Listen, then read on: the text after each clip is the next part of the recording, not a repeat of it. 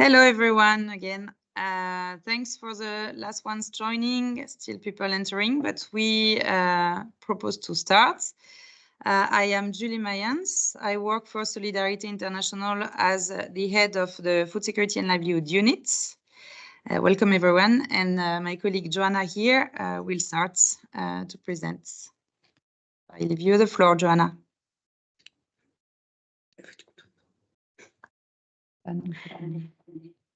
Okay. Hi, everyone. Thank you for joining. So today is a bit of a long session. It's a working session, but we're very glad that everybody is joining today. So just very quickly, I'm going to go through the agenda of the session. So firstly, we're going to give you a short introduction about the network that is organizing the workshop, the working group, and the matrix that we're going to look at. So you're going to be able to know where the work has originated from. Then you're going to be split into subgroup discussions. So these are going to be really the heart of the session. They're going to last for an hour and 15 minutes with a 15 minutes break in between. And when you registered to the workshop, you already chose which group you want to be set in. So there's 4 different subgroups, one for food assistance, one for crops, one for livestock and fisheries, and one for IGA and business development. We're then going to ask you, after you worked in the groups, to come back into the plenary and give the feedback from the working groups, and finally going to conclude all together. If you have any questions, you can put them in the chat, and we have a big team of people here, so some people will be able to answer. And also, in case you wonder, the session is being recorded and will be uploaded online. So just to give you a short introduction of where the matrix is originating from. So this is originally as part of a working group that's part of a network, which is why I'm going to go step slowly into all of this. So the network is the Réseau Environnement Humanitaire, Environmental Humanitarian Network. This network has existed since 2012 as an informal network, and it restructured in 2021. Basically, it's a group of Francophone humanitarian and development workers who work together to reduce the environmental footprint of aid. There are over 200 members, including 30 organizations. So people can either join as an individual member or as a representative of their own organization. And it has 4 working groups to operationalize. We have one on waste, one on carbon issues, one on sustainable procurement, and one on environmental assessments, which is the working group that's hosting the session today.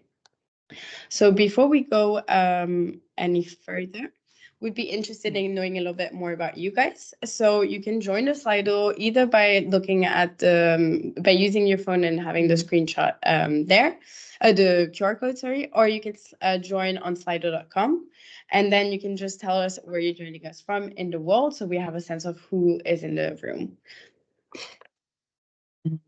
This people cannot write in the chat. Is it normal?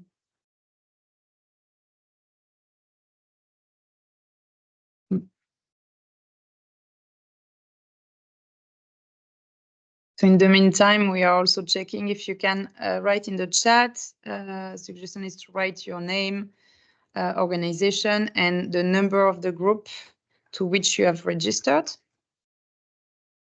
So each of you can know everyone better.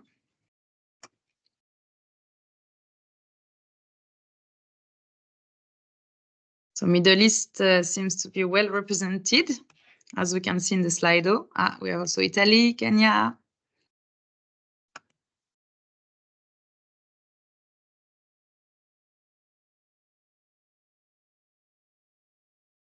Il y en a qui ont pu... Okay.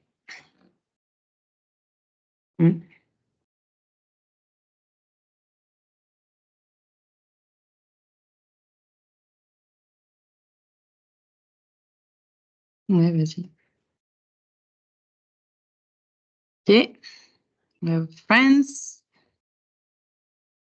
Just for you to know, we are here with Joanna. We are also in France, close to Paris. In Australia.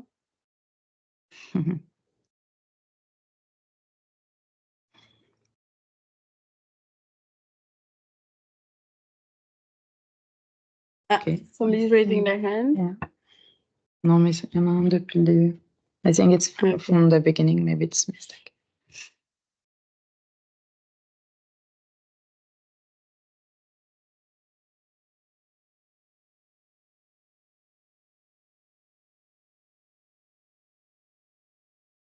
Okay, so thank you for everyone who wrote where you're from.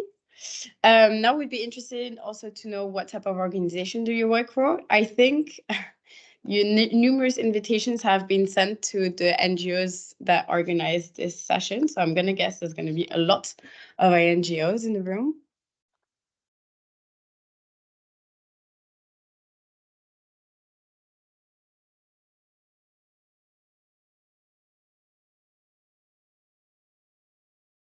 Yeah, I think you're right, Joanna. 62%.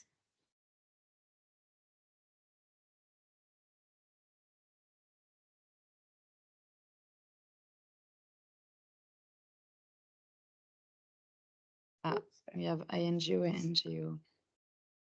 Local NGO, you know? Oh, yeah, sorry. Okay. So our guess was right. Okay, so I'm just gonna go ahead because time is running. So so you know a little bit better. So now you know that this matrix was done in the context of the REH, but it originally originated from environmental assessment working group, as I said. So this working group is one of the four that I mentioned before. It existed since 2021, and initially it focused on several environmental assessment tools to look at how to improve their use, for their own members and for the rest of the sector. Initially, the working group focused on the Need Plus, which you might have heard of, and then we looked at other tools such as the CDREC or the Environmental Stewardship Tool.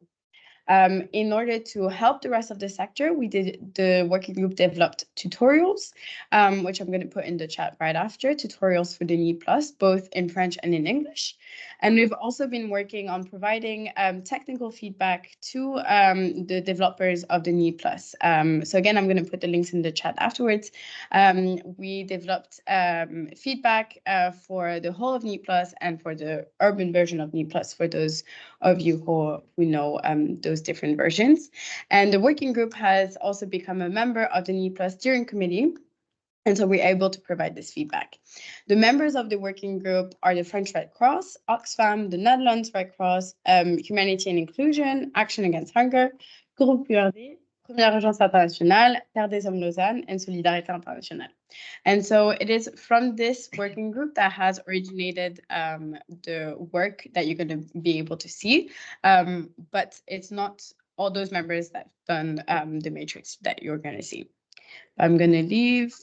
But then, sorry, I forgot I asked another question. We wanted to know if you have already used environmental screening tools. That's just to get a sense of who's in the room. And it's gonna look, I think, as most of you might have, which is not a shock because, again, invitations came out of organizations already working on this.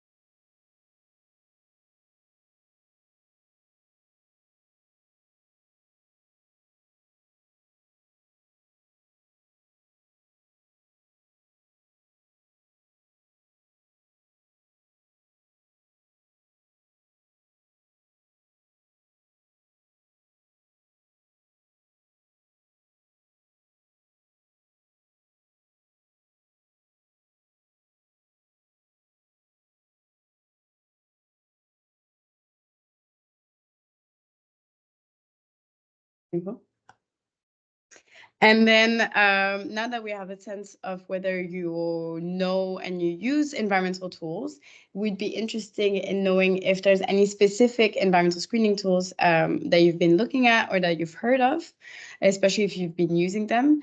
And also if you selected other, we'd be interested in knowing if you can put it in the chat. Potentially it's one that your own organization has developed. But it's interesting to know what you guys already know.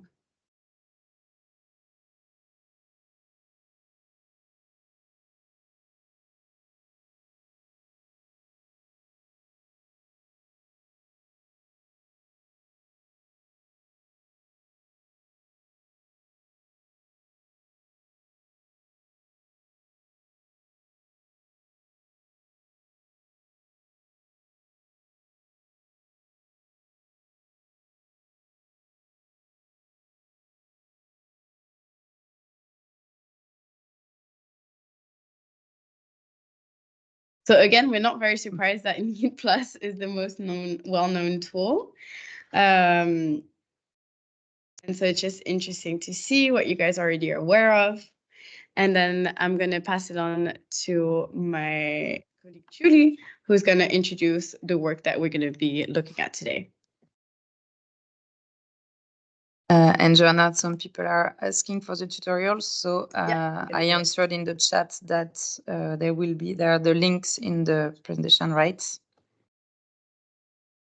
That we will send. We'll send the presentation afterwards. Okay. Sorry, just switching. Yeah, moi, je le pencherai. Donc, switching to my screen to present the rest of the presentation. Sorry. C'est un petit peu problématique.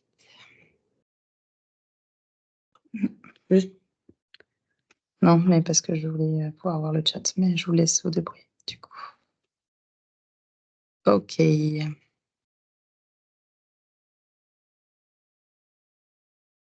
ne peux rien. All right. Sorry. On était où? Ok, c'est là. So just as an introduction on this matrix that you all have received ahead of the meeting and that we will be looking at more in depth during the breakout rooms, in the breakout rooms.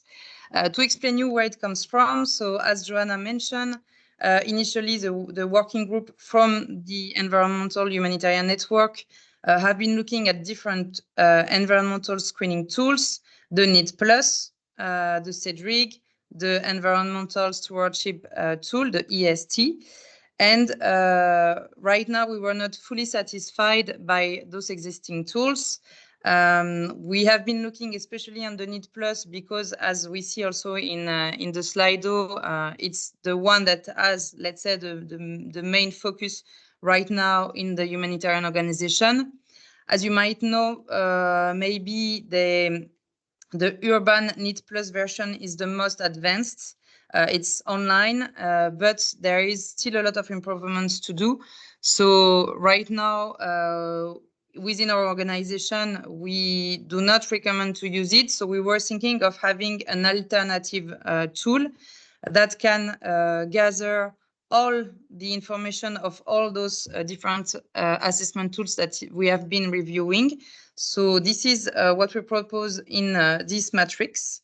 So this matrix is gathering all this knowledge from the different tools, and it aims to help field teams to design mitigation measures for potential environmental risks in their projects. But it's really to orientate them in that analysis. So let me show you. So as I mentioned, it's really to have a look, depending on which subsector your project will work in. So we have 4 main subsectors. As you have seen, the 4 groups. We have food assistance, we have crops farming support, we have livestock and fisheries, and we have IGA and business support. So looking at each of the subsector and the activity, what we try to list all the priority environmental risks that are related to those activities. But then, of course, it has to be analyzed by the field team related to their specific context. Then for each of those risks, we also have listed the main mitigation measures that are coming from all the environmental assessment tools existing and also our own experience. And this matrix is really a guide to select priority mitigation measures and then to guide how we operationalize those mitigation measures, which is also a tricky step. As we know, it might need specific resources to have those mitigation measures implemented. So this is also a guide to help that reflection. Sorry. Okay, so where we are in the process. So as I said, we review all the existing tools and try to take the main information, the key information from those tools. We have drafted this matrix. So just maybe to highlight that this is today the work from the FSL task force. But we have other task force on different sectors. We have a WASH task force, we have a shelter task force, and we have health and nutrition task force. That each task force is developing his own matrix, his own sectoral matrix. So today we present you the FSL matrix that we have done with the organization that you can see the logo below, PUI, Solidarité International, Vétérinaires Sans Frontières Germany, TGH, Global Communities, and Action Against Hunger. And you will also see our colleagues from this task force in the different discussion group as they will be facilitating it. So before launching, before launching those 4 groups discussion, because this is the heart of the workshop today, we will leave you the floor to discuss and complete this matrix. So just for you to remember, this is not a new tool that we are proposing today. It's not replacing the existing one. It's just a matrix that is gathering most of what is existing already. And it's to guide the field team to analyze what are the risks for their activities in terms of environment and what could be the mitigation measures. But then the big work is to be done at field level by the field team that will go through this matrix. And also we hope that this matrix is also gathering all the existing information related to environmental risks in the different humanitarian sectors. And maybe this matrix could also help to review existing tools such as the NEED+. So it will be soon your time to work. So you will be split in 4 breakout rooms normally, if we have well-balanced number of people in each group. When we saw the registration, there were a lot of people interested by food assistant group. So we thought to have 2 breakout rooms, but I think 1 will be enough, right, Joanna?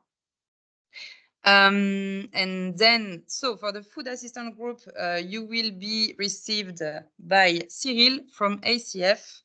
For the crops group, you will be received by Anas from Global Communities.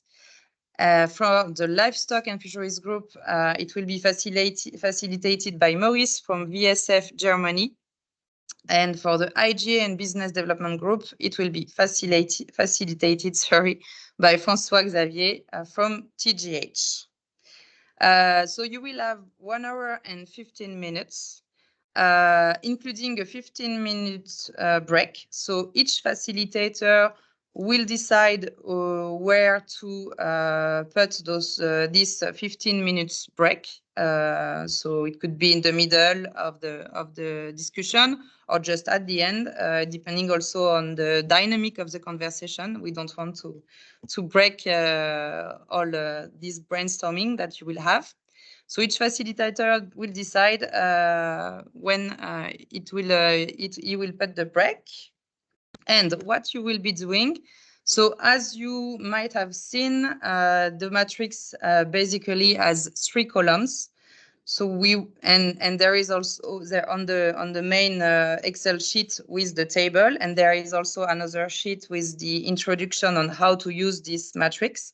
So at first, what we would like from you guys during the discussion group is to look at the first column A, which is listing for the FSL sector all the 4 subsectors that I mentioned before, and for each subsector, the list of main activities from this subsector. So what we want for you to look at is, are we missing any important activities or any important subsectors maybe?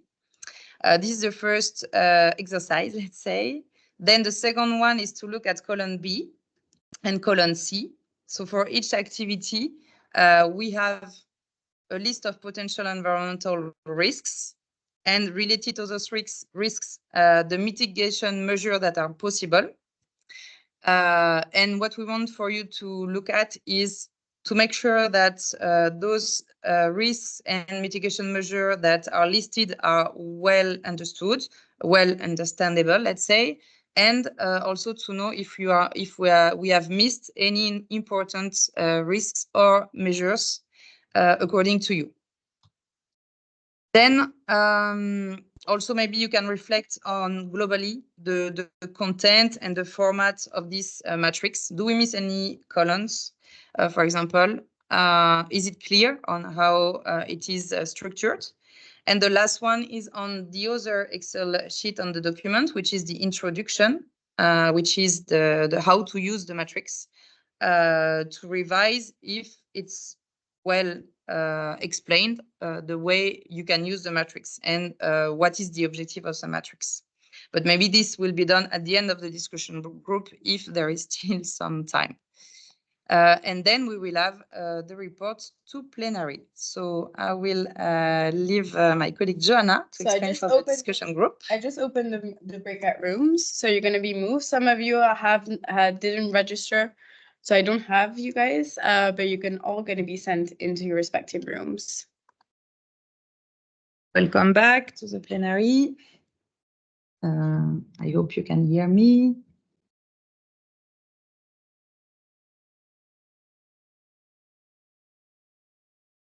So we're just waiting for everybody to come back.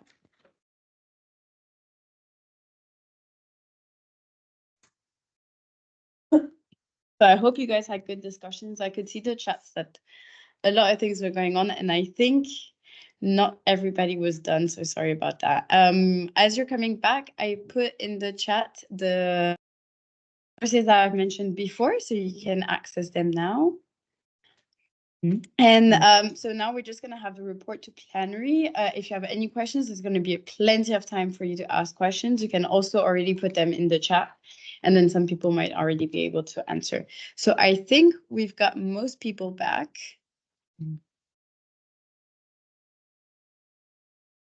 Well, anyway, so I'm going to ask to each of the rapporteurs of each of the groups if they can provide feedback. So food assistance is going to be split into 2. But basically, we can ask all the reporters if they can give their feedback in 5 minutes. And especially if you can highlight the comments, the feedback that you've received, if there was any missing information in terms of the risks identified, measures, and also if there was any comments with regards to the global format. And then for each of the groups, we can also have 5 small minutes if there's specific questions to this group. So I'm going to pass it on over to the food assistant groups. And which one of you wants to start? I'm going to say Cyril, but if you'd rather someone else, you can also jump in. But Cyril, go ahead. Okay, so hello to everyone. So we've been discussing about this food assistance. Let me share my screen, if I may, and you'll see the file that we've been refining. Okay, can you see it? Yes. Okay, great. Yes. Thank you very much. Okay. So with regard to food assistance, since I am the first one to report, maybe to provide you some initial background information. So initially, in the food assistance, we had identified 4 different subsectors. We have this in-kind food distribution, we had the cash and voucher distribution, we had the canteen and the cooked meal distribution, and lastly, we had the distribution of utensils, like cooking utensils and stoves. Those were the 4 subsectors. For each subsectors, as in any group, we had the identify potential environmental risks. And for each one, the mitigation measure that we thought that would be very much relevant.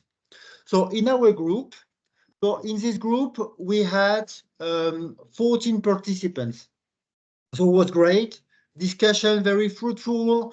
And you can see that in the column E, here it's all the, no, sorry, F, all the remarks that have been mentioned.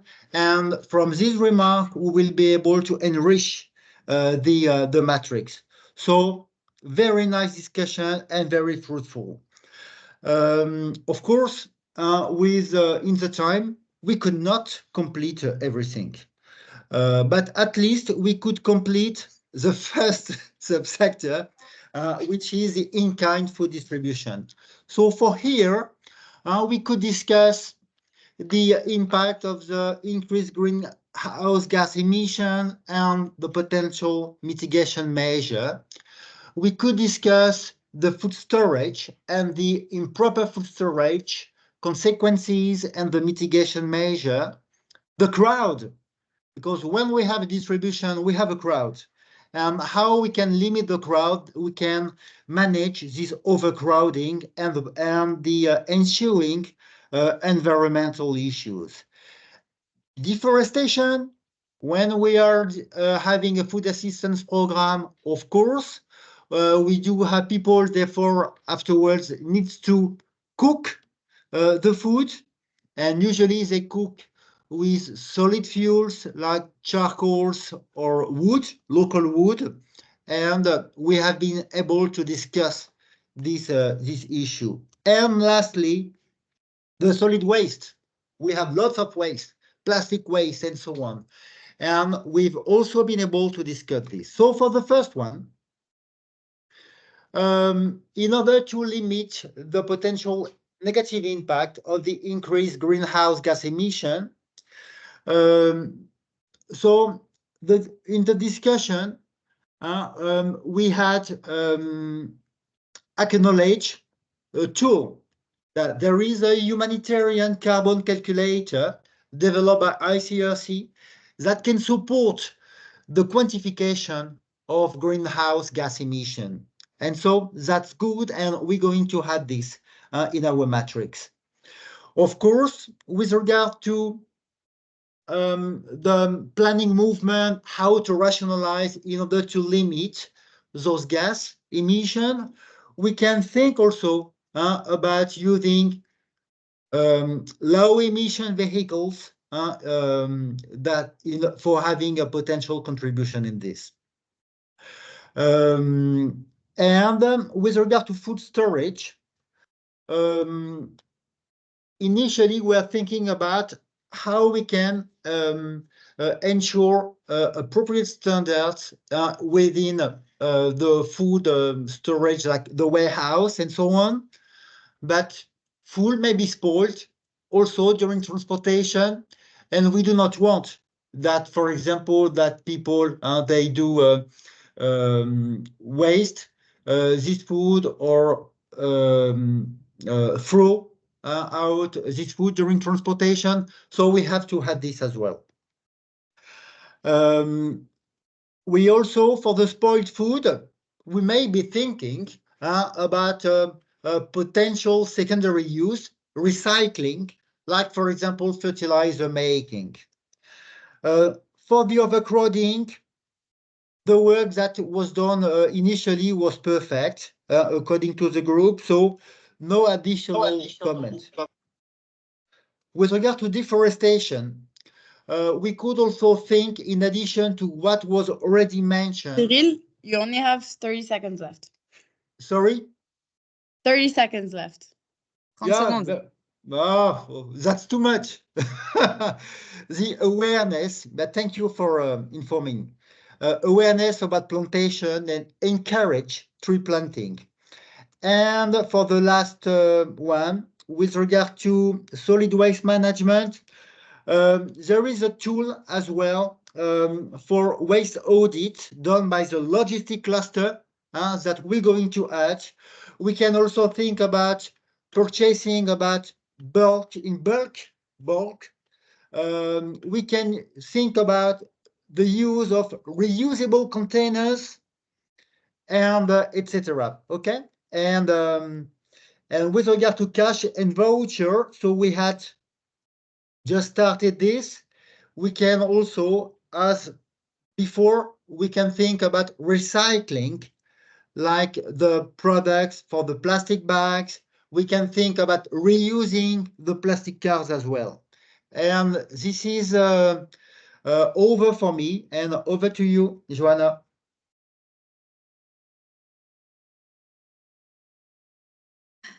Yes. Sorry.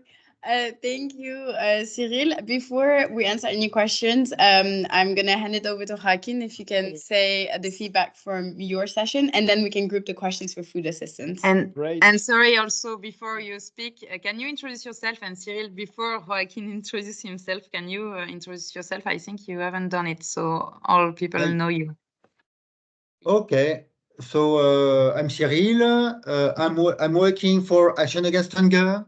I'm based in Paris, and I am the Senior Food Security and Livelihood Advisor. Over to you, Joaquin. Thank you, Cyril. I am Joaquin Cadario. I work in ACF Spain as agroecology and food systems referent. So I would like to thank first to the group. It was very, very active, very participative, and we had a very interesting discussion. We didn't go further than food aid either. So we just started to talk about the cash and voucher, and then we were resent to this room. Briefly speaking, there was regarding the greenhouse gas emission, there was a very interesting discussion that we should see beyond just the greenhouse gas emission.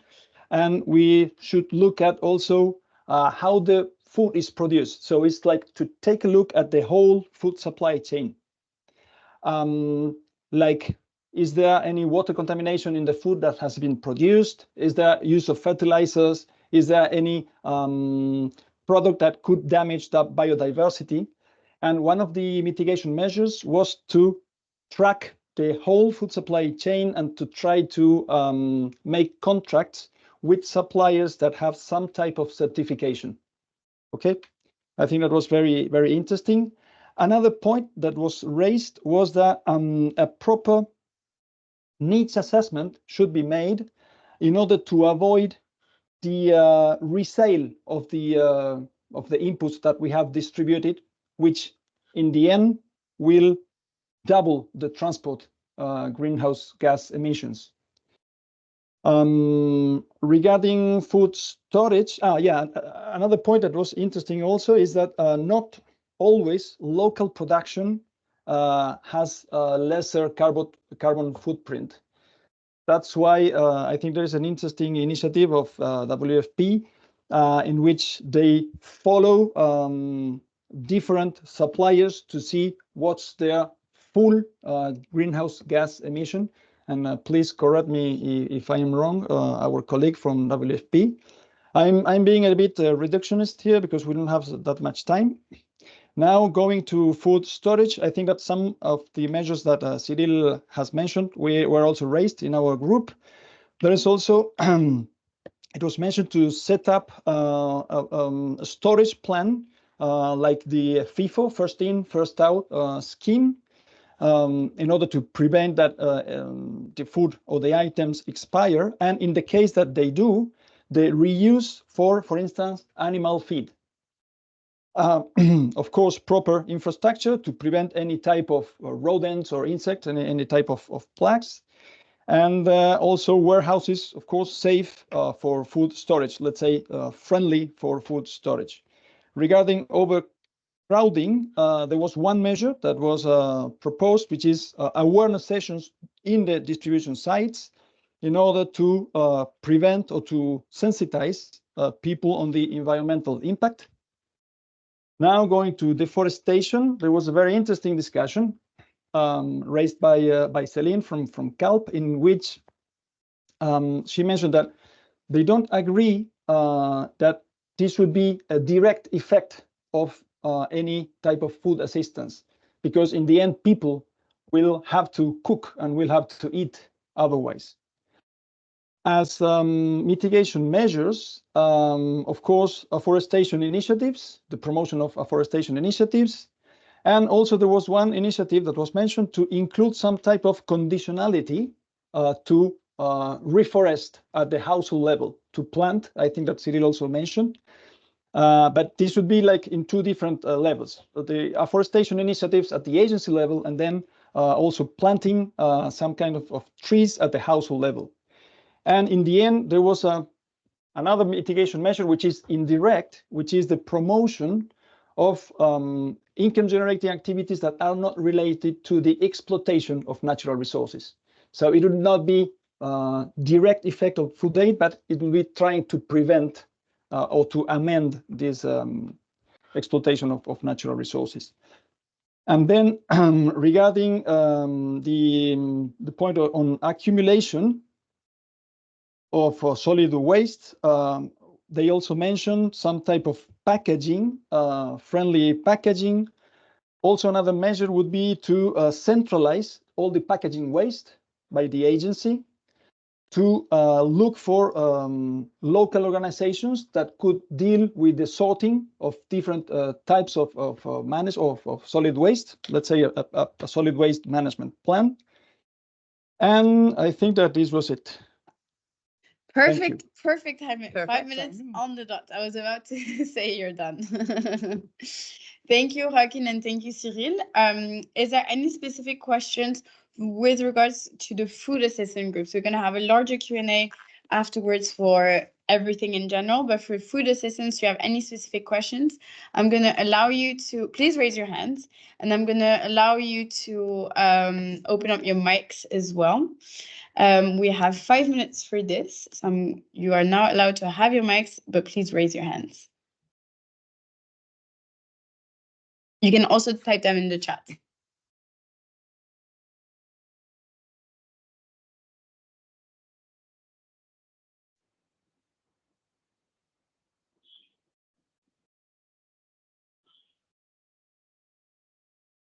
And if there's no question, we can also go to the reporting of the other groups. Oh, I can see a hand raised. There is one question. Please. Go ahead. Drake. My name is Drake from Lebanon. Thank you. I noticed that in our discussions, there was a lot of contributions from colleagues, and I thought that probably this 40 minutes or 1 hour contribution would not do a good justice to enrich this kind of discussion. So mine is an observation, not really a comment.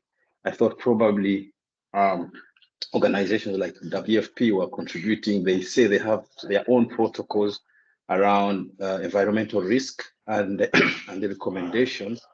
And I thought that probably at the end of the day, probably after our discussions, we would also have these inputs. So then organizations can contribute positively according to their protocols, because this was kind of off-head kind of discussion. So I hope that will be considered after after this discussion, but I just wanted to raise it because maybe I may not be participating up to the end of the day. Thank you.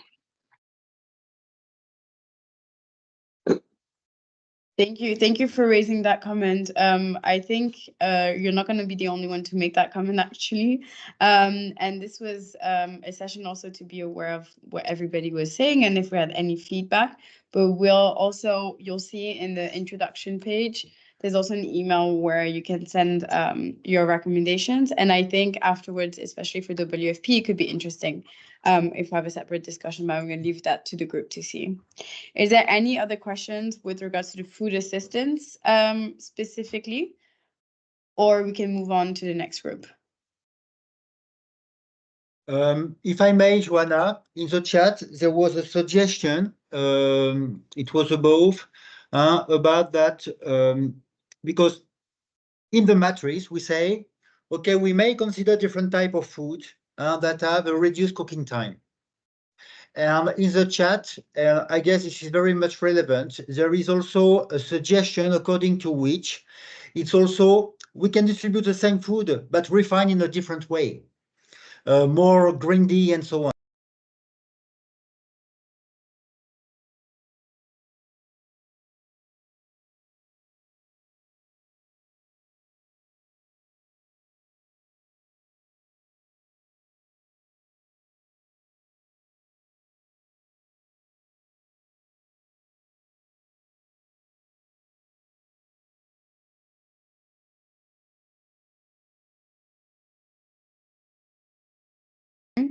And thank you, Joaquin and Cyril, for organizing all of that. I'm going to pass it on to Anas to do the reporting for the crops group. And you have 5 minutes. And please introduce yourself. This is Dr. Anas Al-Qaddour, Senior FSL Advisor working for Global Communities, Syria Turkey Mission based in South Turkey, Gaziantep. So we covered, let me share my screen regarding our matrix. So we covered the crops and farming support. Unfortunately, we are not able to cover all subsector activities. We covered half of them. We have like 6 components under this: seed distribution, agriculture tools and machinery distribution, fertilizer and pesticide distribution, also agriculture inputs as in kind and irrigation, reforestation and agroforestry. We have really fruitful discussion regarding those like sub activities. In general, we agreed to add some mitigation measures, and there is a request to add the definition of the risk. For example, when we mention about the risk associated with seed distribution, about environmental contamination, we agreed also to add pollution, because at the end there is pollution that comes from the distribution of treated seeds, for example. There is pollution that comes from the seeds bags, etc. And again, as mitigation measures, we agreed to also train farmers about the proper management of the bags, recycling of those bags, use of environmental friendly packaging process, not only at farmer level, also probably discuss this with the seed producers, also to utilize such like stuff in their like production. Also, there is like discussion about the use of open pollinated seeds rather than the hybrid seeds, because usually the hybrid seeds came with the pesticides. My suggestion here regarding the seed treatment, I mentioned there is under different like context, there is list of accepted pesticides that can be used in seed treatment. And this is like have limited impact on environment, limited transmission into the soil, and I mean the shelf life of such pesticides is short as compared to the normal ones. For example, also for the like support the to minimize the impact on the ecosystem and biodiversity. We also recommended not to support the invasive crops that's like produce high and need a lot of water and fertilizers. When it comes to the agriculture and tools, machinery distribution, so again, we agreed to minimize the carbon dioxide emission by minimizing the support, for example, conservation agriculture with the zero tillage, also limit gas carbon emission, minimizing the usage of machines. The big component left. Yeah, the big component was about the fertilizer and pesticides applications, which the main driver of environmental risk, and even not only environment and health for people and animals. So we agreed as mitigation measures to enhance the organic agriculture, for example.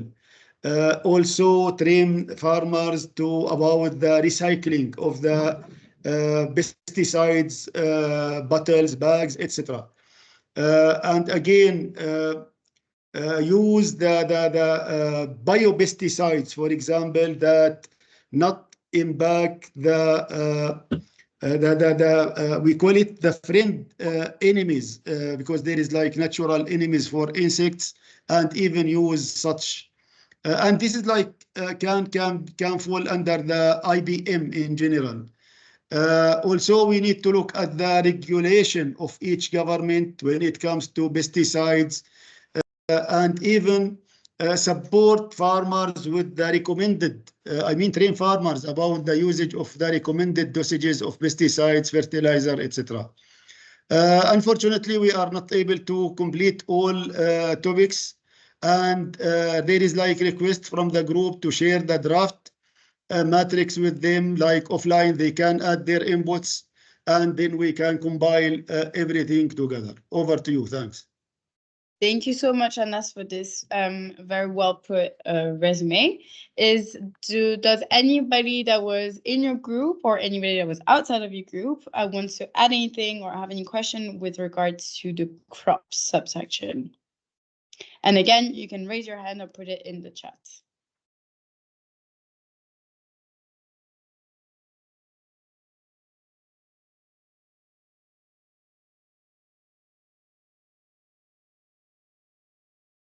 It must have been a very good summary of what you said. Ils ont leur open mic.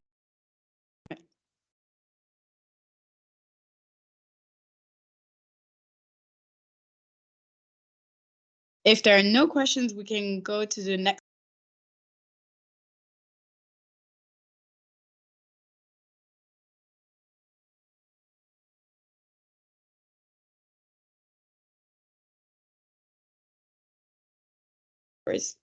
Maurice is the report. Okay, thank you very much. I'll give my report. I'm sure, Julia, there are times when my connection dropped, and if I missed something, you'll keep it there. I'm Maurice Kiboye, working with Veterinary Sans Frontiers Germany, here in Kenya and in Somalia as the country director for both. Background is livestock, environment, and also a public health expert. So thank you very much. I will go straight to areas where our colleagues and all of us made inputs so that we save on time. We looked at the activities and we looked at the risks. And so under water points for livestock, I think that's where I picked up very well because my connectivity went off. We increased the risk here of soil erosion and compaction when livestock come around the newly rehabilitated water points, and they tend to stay longer. There is erosion and compaction.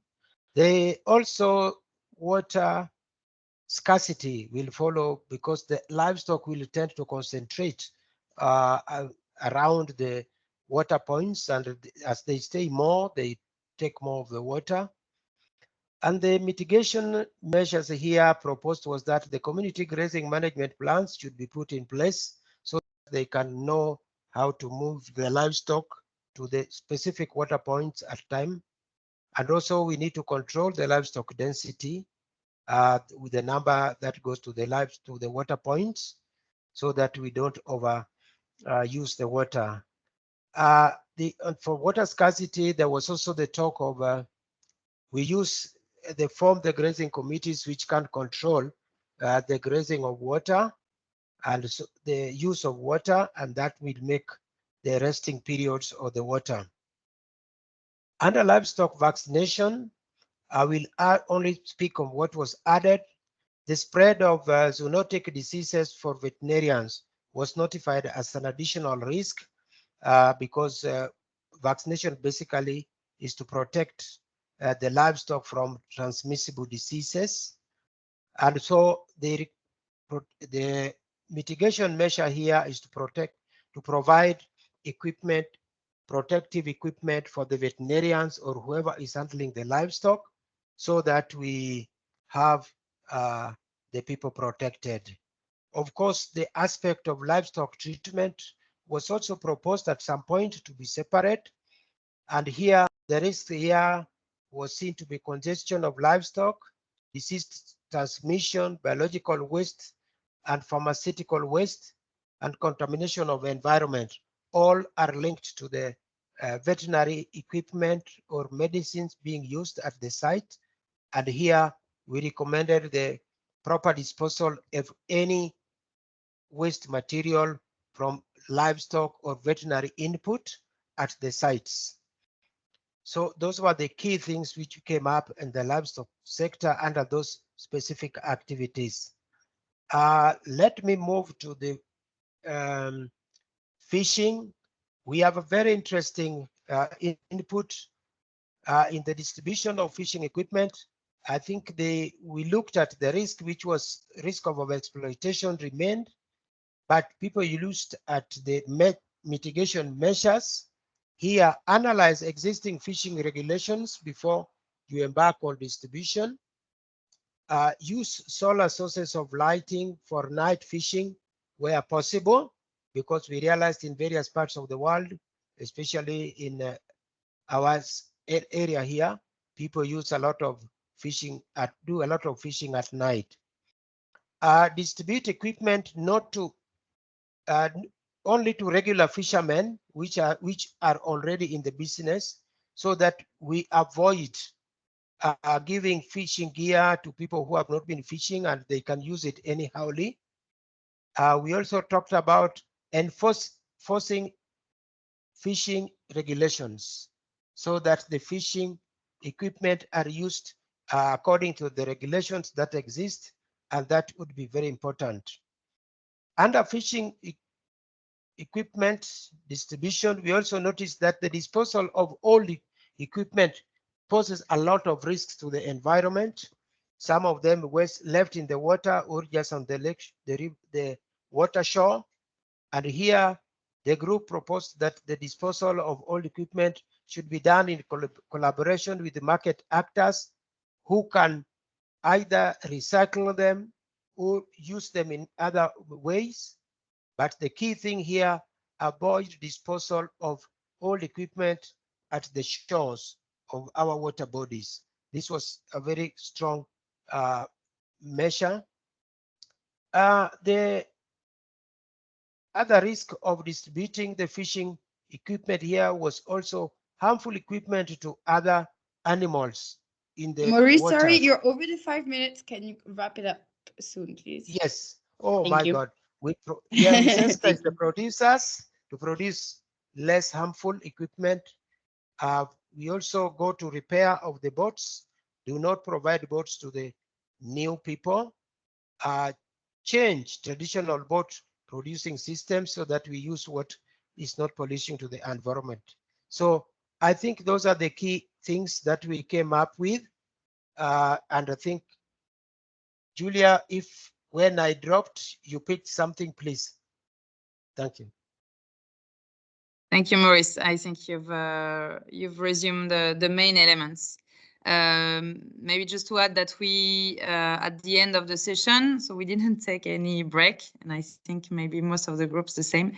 We discussed about the format of the matrix, and we have some comments from the group that we could add some columns, like for example, the severity of the risk that could be filled by the field teams using the matrix.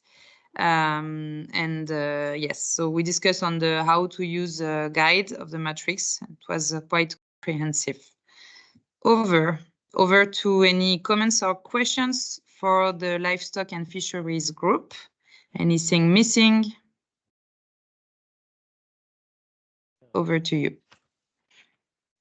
I just want to add one thing that is regarding breeding programs. Sorry, we cannot hear very well. Tokir, can you maybe raise your voice or maybe put it in the chat if you can.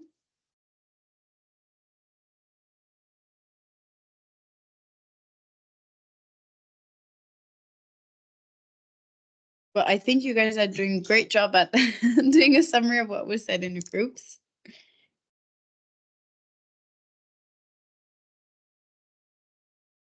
And otherwise, we'll move to the next subgroup, the next and the last subgroup.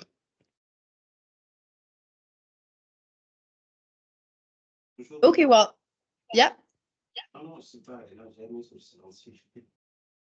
Maurice? Who is speaking? There is someone speaking? No, not me.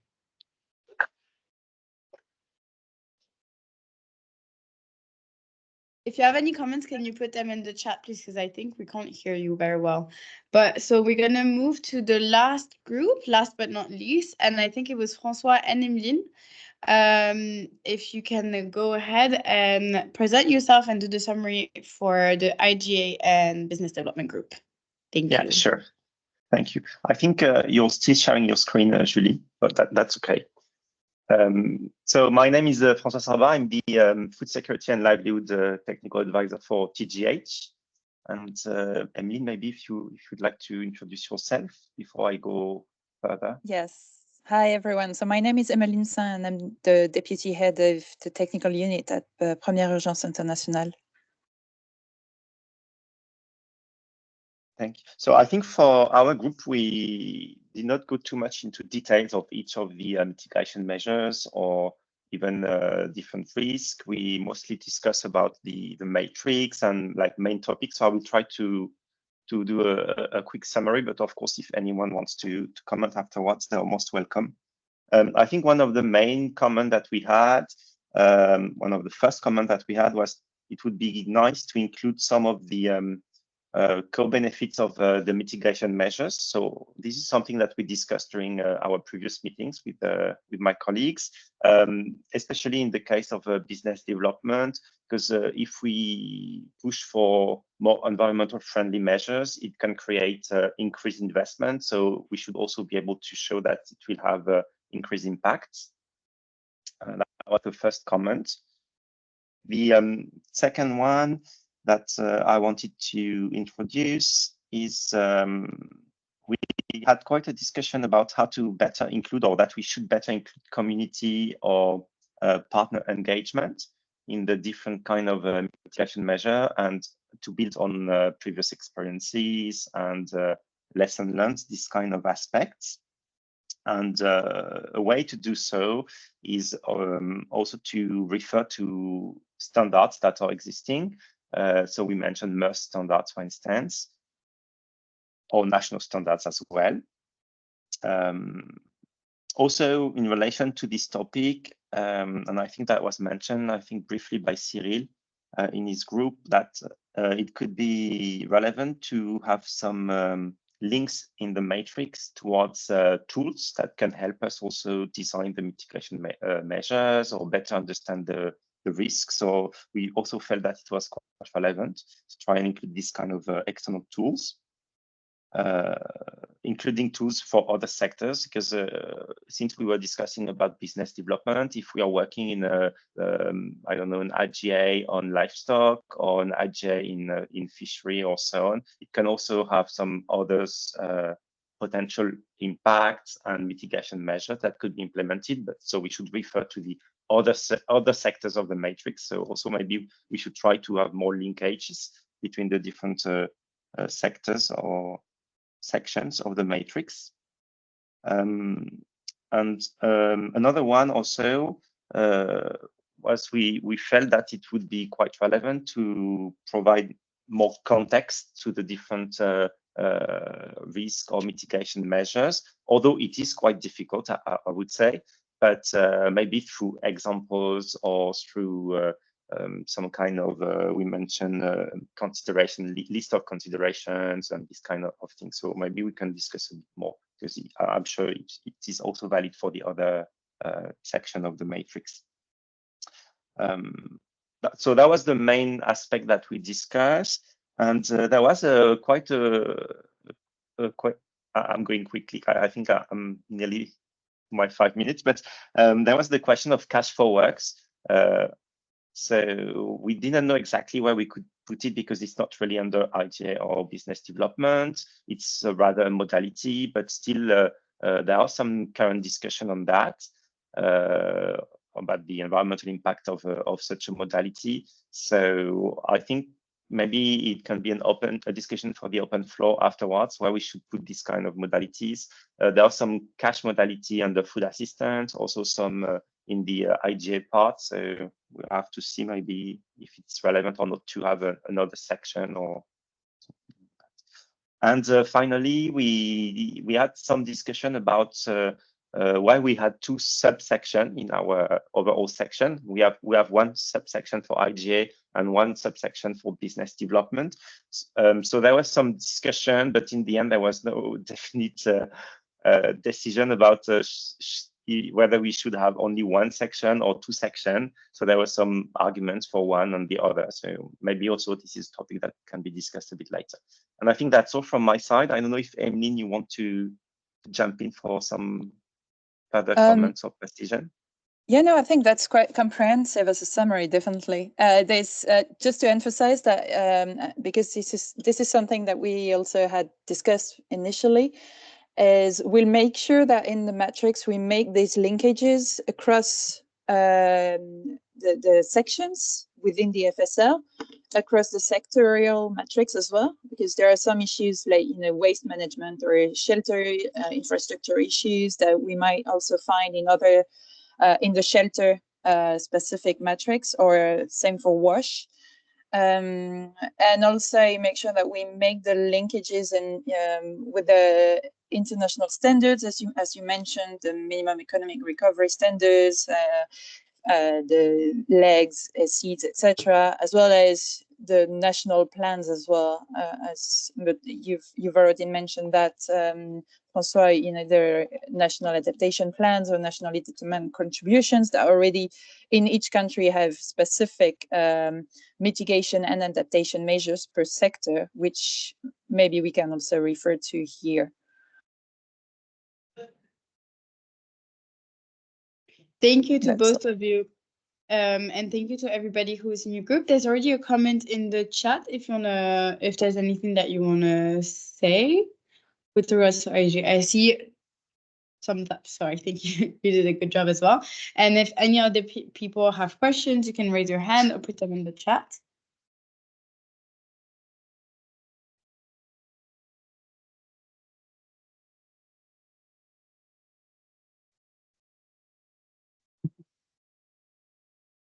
Any comments on the IGA and business development section?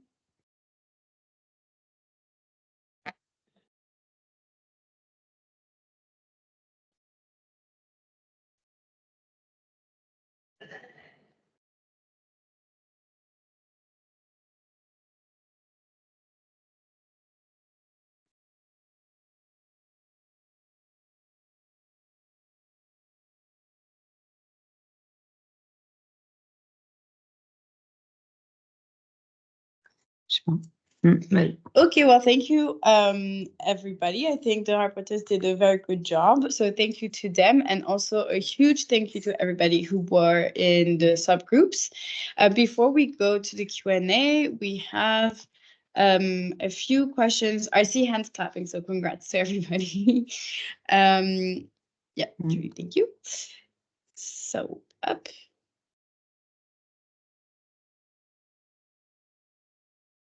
And so again, we have a few questions for you. Sorry, my there is some. My laptop is being shy. We want to launch a new slide of questions. There is a bit of a bug here. In the meantime, if you have any comments. Moi, je peux pas du coup. Sur document. The idea here is to get also your feedback on this Slido questions once it's working.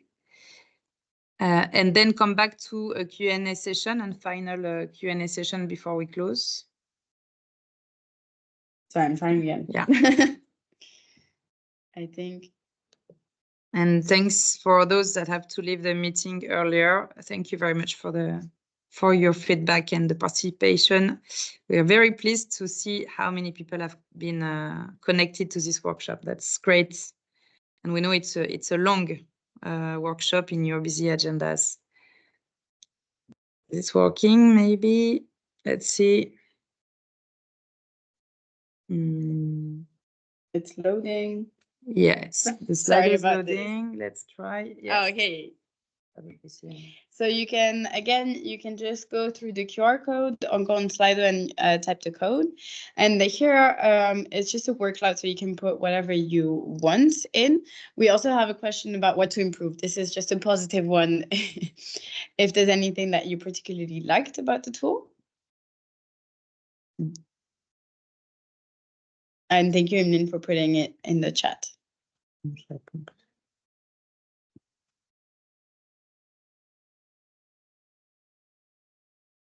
Okay, I can see lots of people are typing. Okay, that's interesting to see the diversity of activities covered, because I guess for you guys it must have been challenging to choose which ones to include. We're glad to hear that it's easy to use and user-friendly, because that was also one of our main objectives, not to have something too long.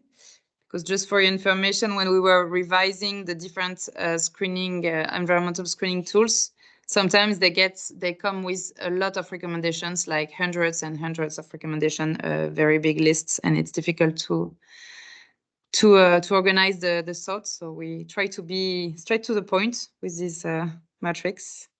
Very comprehensive, easy to use, great. Vas-y, pardon. So I'm just waiting for 3 other people that are typing. More of a guide, yeah, that's informative and more of a guide. I think that's very good. You have to, and you can see it in the introduction tab, you have to adapt it to each context, and it really is more of a guide, so it's good to be highlighted. Oh wow, lots of people are typing. Yeah, I like the easy to use that comes up first. Yeah, feedback is overwhelming.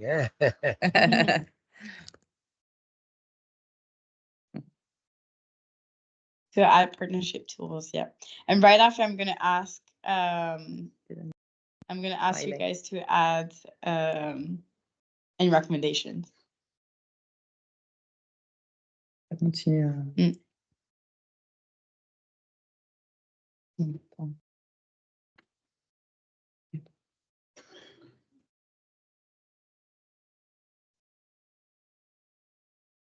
Okay, thank you. And now, less nice comments. What would you improve?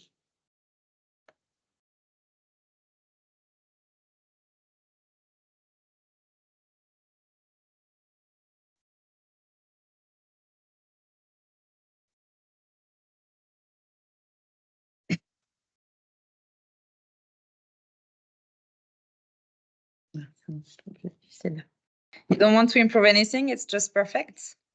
No, loads of comments are coming in. Okay.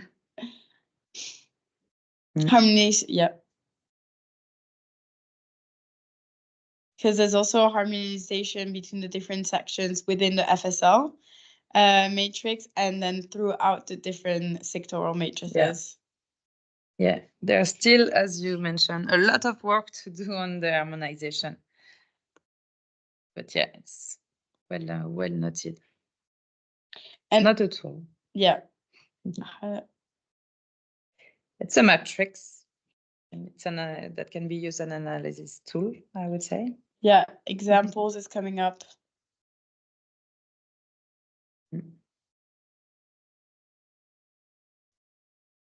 Okay, I think somebody is putting in single words. Oh. Organization. We can maybe do a video to explain how to use the tool.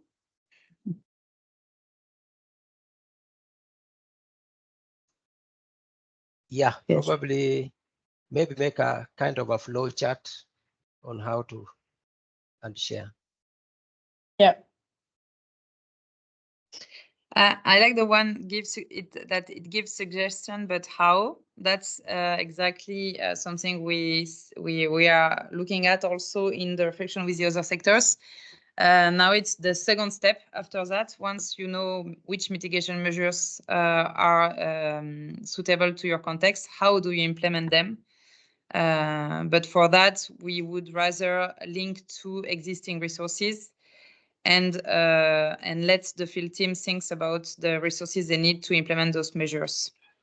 But it was discussed at the beginning. Should we have this also columns on the how to implement the mitigation measures, like human resources, financial, material? And we skipped that one because it was very complicated to fill, and it's very context specific and also depending on the resources of each organization.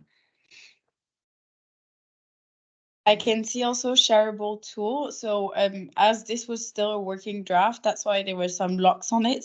But then when the tool is ready and final to be used, it's just going to simply be in Excel. So then each person that can download it can then adapt it to their own needs and add. And it's also going to be a way for you to provide feedback. So I think that's everybody. Do you see anything? I don't understand field. What would you improve in terms of field? If someone wants also to develop on the chat, please. If you have like a concrete recommendation to improve the tool, and you want to, you can explain in the chat.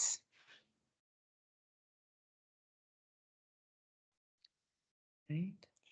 Okay, and then we have one last question, and that's once the tool is going to be final, if you have any specific recommendation on how we should disseminate it.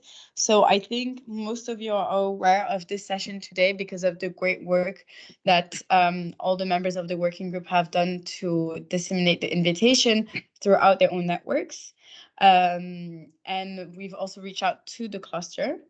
So I think that's perfect. That's come up. But if you have any specific suggestions.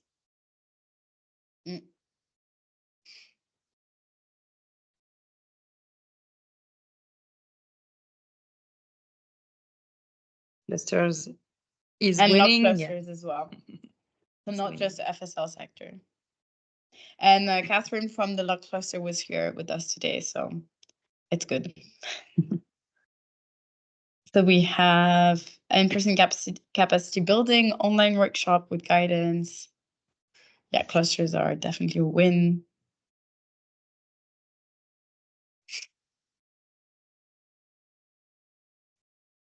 And also now that all of you know it's going to come out, that's also one way to disseminate it later on.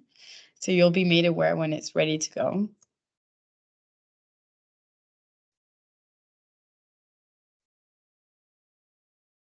Technical working groups, yes. For example, for the WASH side, for the WASH matrix, they are in touch with the technical working group of the WASH cluster, who is working on climate and environment. So yes, the technical working groups also, it's a good way to disseminate. In the FSL cluster, for example, we could present the matrix in the different working groups. Address, what is address? I think I don't know what CWG means. Cache working group. CWG, what is it? If you can put in the chat what it means. Chat security cluster. Probably the Riot. Is it cache working group or something like that? Maybe. That's the only CWG I know. Okay, cache working group. Thank you. Yeah. Thank you. So I'm going to stop the Slido now, and we have some time to take in your questions, and then we're just going to move on to the conclusion. So I'm going to stop the Slidos. If you have any specific question with regards to next steps or in general, with regards of where the matrix is going, what is in it, we have a panel of experts here to answer your questions.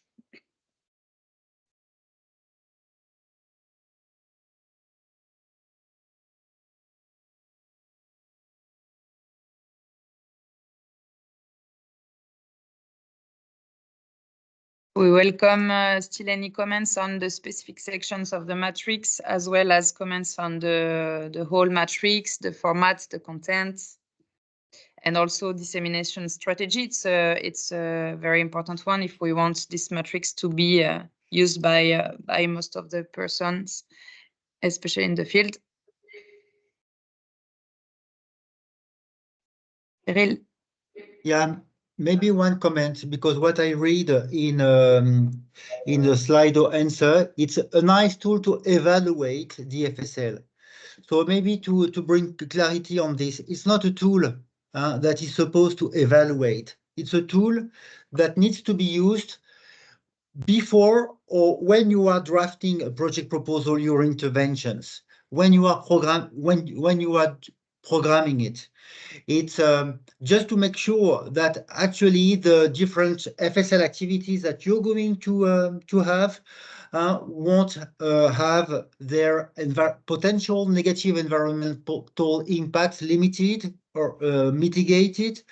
So it's really a tool, or it's really a matrix to be used just before you are drafting the project proposal, so that you are not going in the wrong direction for the environmental, with regard to environmental impact or the harm on local resources. So very much important, because I mentioned this because I know that even with regard to the NEED Plus, there are some people that actually use the NEED Plus tool also in a wrong way. I mean, they're doing the NEED Plus assessments not in order to design in a better way the activities, but it's to bring maybe some additional knowledge, but still implementing the activities in the same way or the same activities. So it's really a tool that needs NEED Plus and this one as well, which are very complementary, to be used at the stage of program proposal development. Over. Thank you, Cyril, for making that clear. There's some people answered to you in the chat.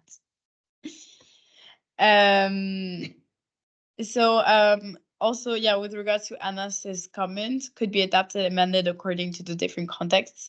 The idea, as it's an Excel tool, then you can make it your own. Once it's going to be free and available to download, then it's going to be your own version of the tool, so you can always adapt it. And again, it's quite complementary with what is outside already, what already exists. So you can do, for example, a NEED Plus assessment, and then so you're aware of the environmental sensitivities that are in the project area, and then you can look at this matrix to implement mitigation measures. And maybe also one additional comment is that, of course, as it's been mentioned, this tool is, or NEED Plus or other tools are very much important for the proposal stage development. But use it as well in order to sensitize your staff, your colleagues on the ground, I guess this tool, because we could see all the quality it has, you've been mentioning. It's a very nice tool in order to sensitize the different teams to these environmental issues. And after, you can go more into the details, having proper environmental assessment, if needed, in order to take into consideration the specific vulnerabilities of the context in which you're working. But as a sensitization tool, it's fantastic. Over. Maurice? Thanks, Cyril. Your marketing guy. Maurice. We cannot hear.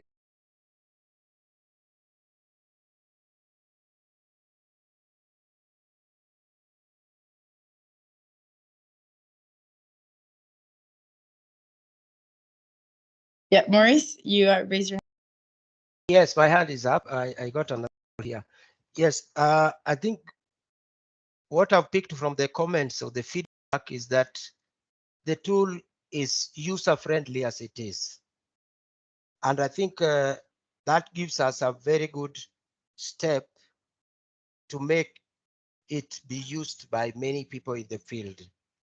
And so I think any additions that have come up, we need to make them as simple and as straightforward within the matrix as possible.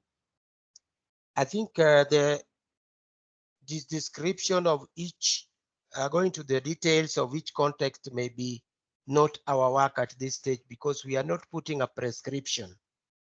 We are exposing you to what is relevant and what would make your work easier when you are developing your proposal. So that calls on us to make sure that the dissemination, the initial dissemination, should be really done by this team. And at this, I propose, if once we are through with it, we can organize a few webinars so that people who are going to use it could get it directly from the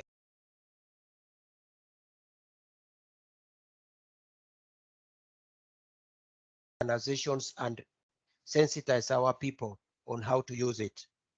I feel that would make it easier to be picked up and make adoption to be easier, rather than sending it by emails or putting it on the website and people getting it there from the website and struggling to use it.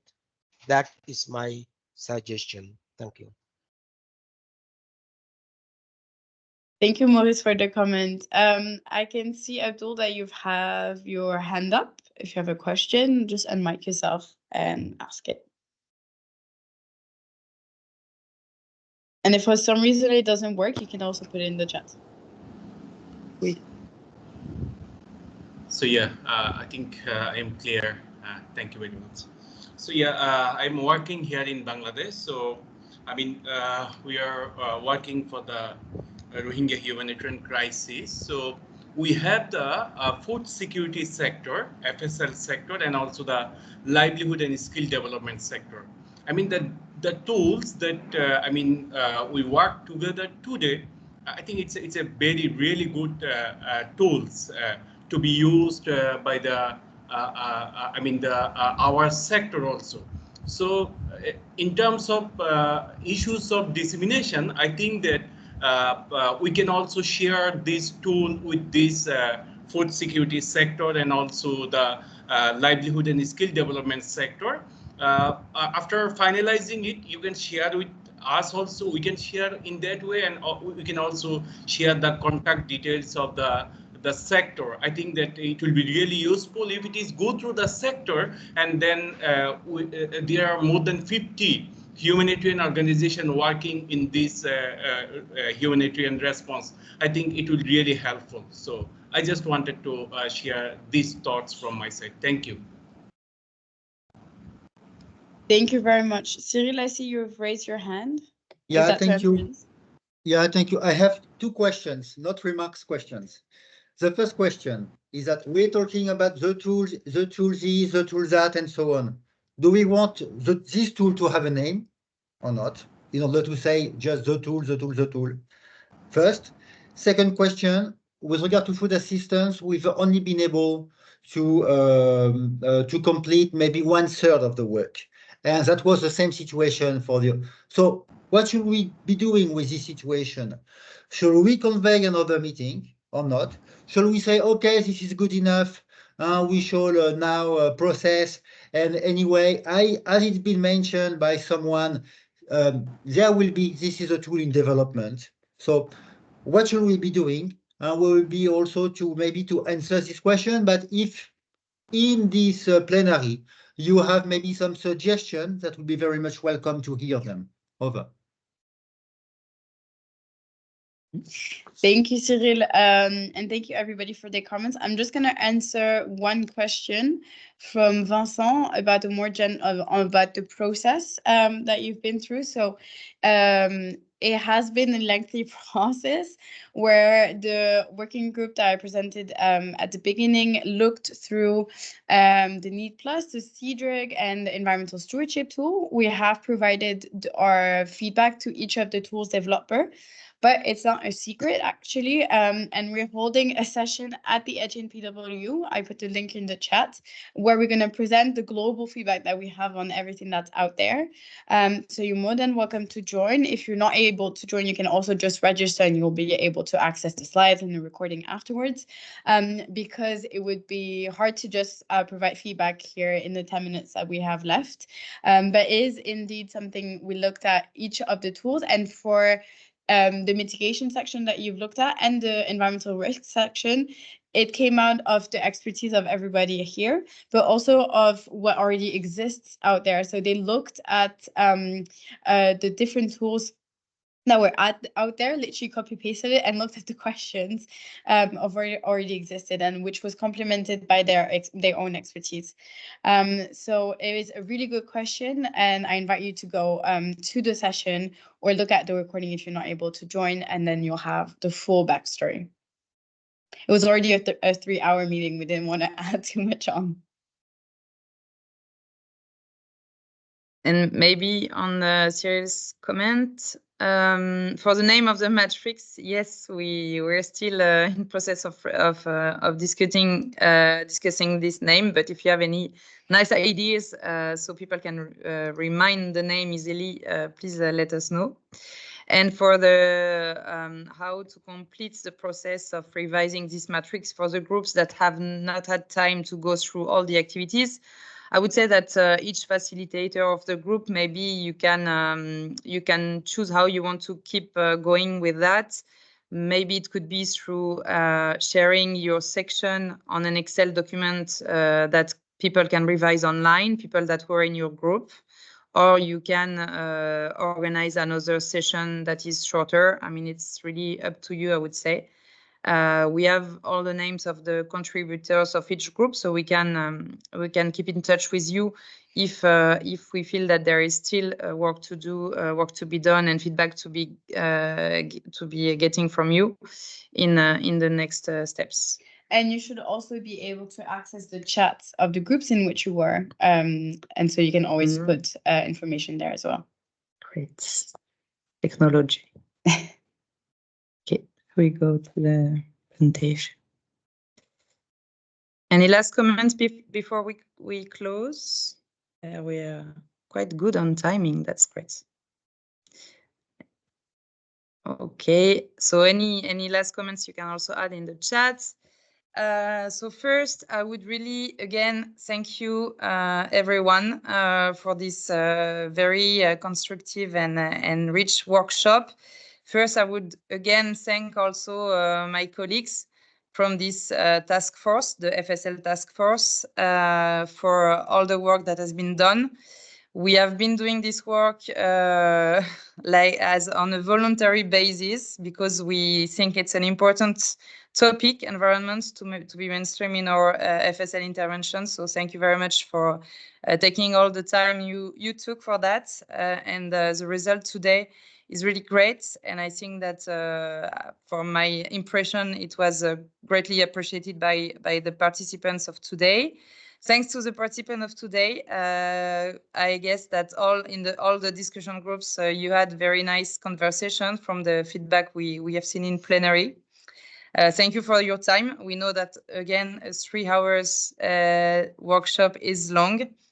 So thanks again. We keep in touch. So for the next steps, of course, we will gather again the task force to finalize the FSL matrix, including your feedback during this workshop, but maybe future feedback to be getting in the next days, weeks.